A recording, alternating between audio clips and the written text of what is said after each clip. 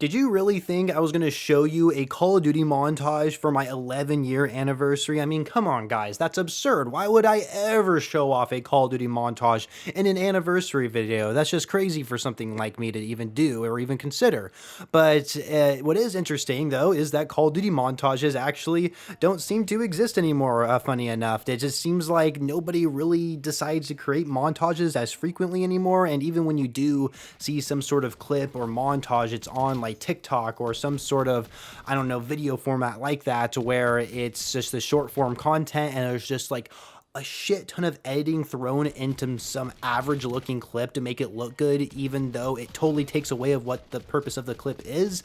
And so I don't really understand the whole modern like montage clip editing stuff. It's just, it doesn't make any sense to me at all whatsoever, and I think it's just really distracting more than anything. But regardless, today does mark my 11-year anniversary here on YouTube, and it's been a long time coming. I haven't done a whole lot on this channel, especially within the last couple of years, and it's upsetting because I just feel like I've been getting busy, and part of it is a little bit of procrastination and part of it is a little bit of lack of creativity, which doesn't motivate me to make any content, unfortunately. And of course, I am mostly a Call of Duty content creator, so of course my big focus is Call of Duty in general, which of course we all know how Call of Duty's content creation hasn't been the best the past few years. But despite Call of Duty not getting as much popularity out there in the YouTube space, I did recently reach 2K subscribers not that long ago, and I appreciate that so much from you guys. Obviously, I can't reach that number unless you guys click that subscribe button, so I definitely do appreciate it. I mean, I've been doing this for 11 years. 2,000 subscribers in 11 years. I mean, that ratio, whatever that might be, is a horrible number. I mean, having 2,000 subscribers for making videos in consistent 11 years isn't a great thing. Obviously, I'm not making and uploading videos every single day, especially the last couple of years being very lackluster in that department.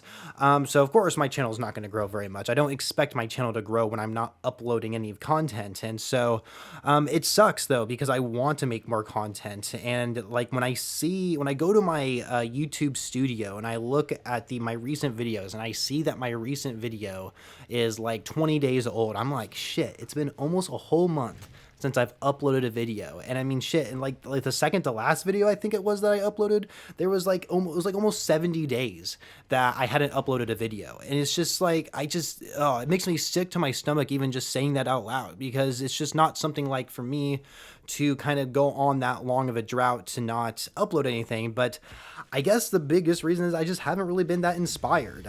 Although I love Call of Duty, I still play it to this day.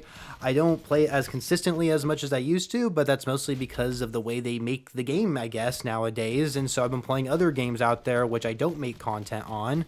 And even if I do want to make content on other video games, it's just that I don't know how much views I'm going to get, because I remember when I first graduated from college and I was doing a pretty good job on this upload streak of mine.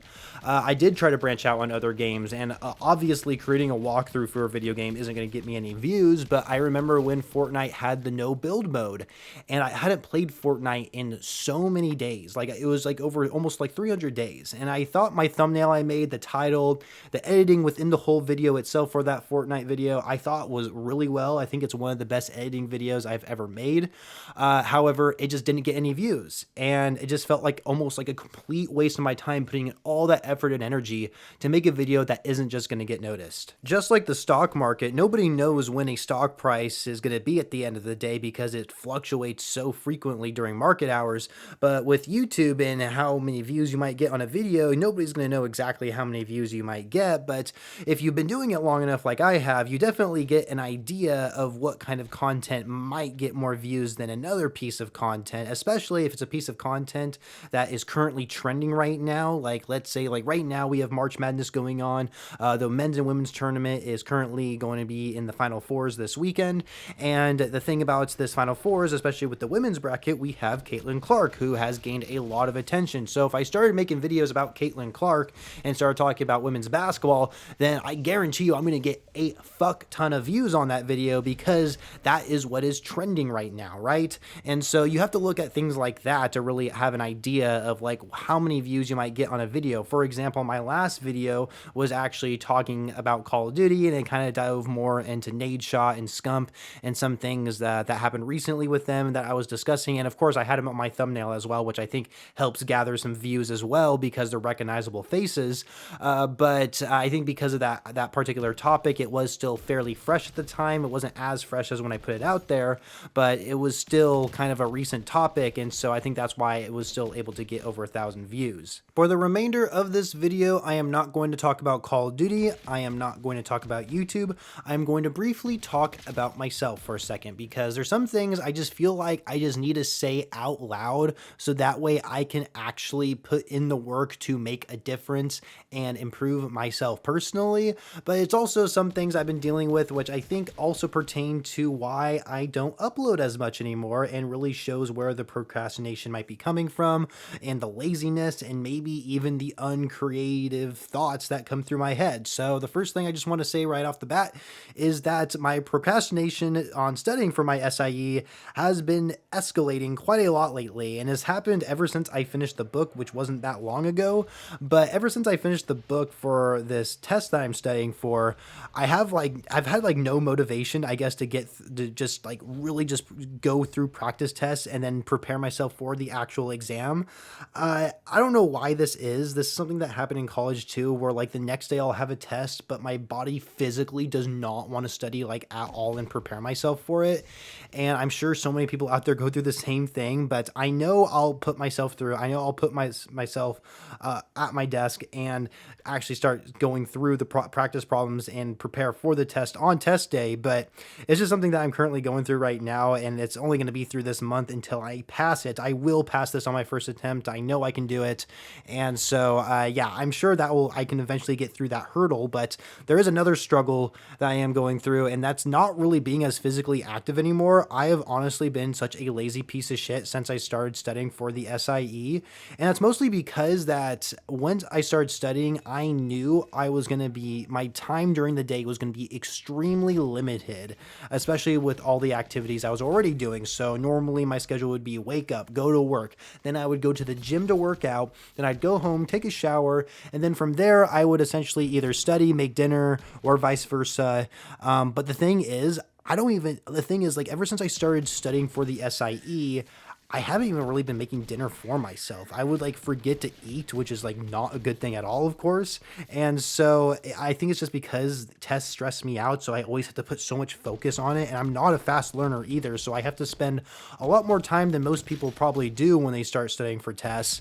And so, yeah, that's just kind of something that I've been going through, is just not being physically active as much. And that could definitely take a toll on my knowledge and comprehensive skills that I put to this test. So it's just something that I really need to be more physically active, because cognitively I will be much better if I am. And it's just something that I just need to get back into. The last thing I'll say about myself here in this video, and this is something that some of my friends know that I am currently going through right now, and that is being addicted to marijuana. Now, I don't know if putting the word addicted in attached to marijuana about myself is the right thing to say, but I've been consuming marijuana like every day, like honestly every day since I turned 22. Like there's been some weeks, there's been some consecutive days where I didn't consume any marijuana, but practically every day I do consume marijuana. And so my tolerance is fairly high when I do consume marijuana, which I don't consider to be a good thing, because one thing that was great about, getting into marijuana the first time is that when I would first take that hit of a dab pen, it would be like Friday night, right? I didn't use it all week, and I'm going to use it Friday night. And that first hit I take just feels so good. It's so relaxing. And that's the thing though. I feel like my body's always like in this stress level or in some sort of anxiety mode. I don't know if I want to say anxiety, but some sort of stress. I feel like my body is always like kind of stressed out, and marijuana really helped relieve that. It also helped me sleep a lot better, which was huge because I always have a hard time sleeping. But the problem is now I do it all the time. And so I've totally taken it for granted, and I need to learn how to not take it for granted, because although I think marijuana is probably like the most harmless drug like to ever exist, I don't know if that's like completely true, because what's funny about like some like counter medicine, like medicine you would buy over the counter, like it seems like that kind of medicine always has like its limits, like, oh, don't take this much dosage. But if you smoke a shit ton of weed, or if you take a shit ton of edibles, you might get really fucking high. You might not be able to move, but your body's going to be completely fine and nothing's going to get damaged about you. So that's why I always looked at weed as being harmless at all whatsoever, especially compared to a lot of other drugs that people use out there. But anyway, I'm using it daily. I need to stop using it daily. One thing that's great about my job is I can lock things in a drawer. And one thing I've learned is that I can just take my dab pen. I'll just keep like my carts in my room. I'll keep my dab carts in my room, but then I'll take the actual pen, the battery itself, and leave it at my work and lock it in a drawer. And that's something that I started doing, but there's some days where like I'll forget to leave it in there, or I'll forget to bring it with me, and I need to just like leave it in there until I'm honestly done with my SIE, because I think that's what I should do. I should just like not do anything until I pass my test, and then I can like reward myself and feel good about it, you know, instead of, you know, feeling like a complete piece of shit using it every day. So that's what I'm currently going through. That's probably the biggest hurdle that I need to get over in my life right now, is that damn dab pen. I love marijuana. It's benefited me in a lot of ways, but it's definitely taken a toll in some areas right now within my life, and I'm just taking it completely for granted, and that's just something that I cannot be doing. And that's definitely a suggestion I have with a lot of you out there who might be going something similar with me. Maybe it's not with marijuana, maybe it's with nicotine, like vapes, for example. I know people are probably in the same situation as me, but are using vapes instead of dab pens. So, you know, a lot of us have these issues that we want to hurdle. We can do it. We just have to be disciplined, because nothing is going to change in our lives unless we make the changes ourselves. So anyway, that's all I have for this video. I know there was just some serious points to be made. There was a little bit of dry humor with it throughout this video, but still, there's just some things I want to get off my chest, just for me personally, not necessarily for your guys' entertainment or for your information, but just things I guess want to get off my chest overall, especially here at the end of the video. I don't want to go on much longer. I want you guys to enjoy the rest of the video. I'm going to do what I did similar to the beginning of this video, where I showed off a little bit of a montage.